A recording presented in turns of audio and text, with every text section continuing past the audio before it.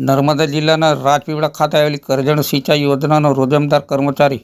₹4,500ની લાંચ લેતા એસીબી રાજપીપળાના હાથે ઝડપાયો છે।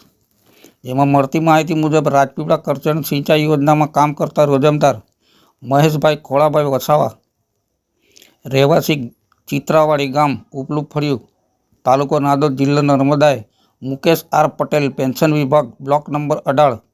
પેન્શન એન્ડ પ્રોવિડન્ટ ફંડ નિયામકની કચેરી, જૂના સચિવાલય, ગાંધીનગર સાથે મળી રાજપીપળા સૂર્ય કોમ્પ્લેક્સ, સંતોષ 4 રસ્તા પાસે ફરિયાદીના પેન્શન મંજૂર કરવા માટે મહેશ વસાવાએ જણાવેલ કે તમારી સર્વિસ બુક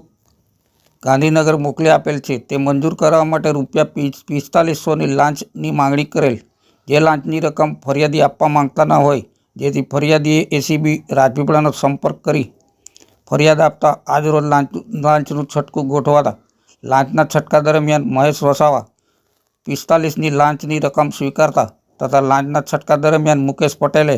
લાંચની સ્વીકૃતિ આપી બંને આરોપીઓ એકબીજાની મદદગારી કરી ગુનો કરતા રાજપીપળા એસીબીએ બંને વિરુદ્ધ ગુનો દાખલ કર્યો છે।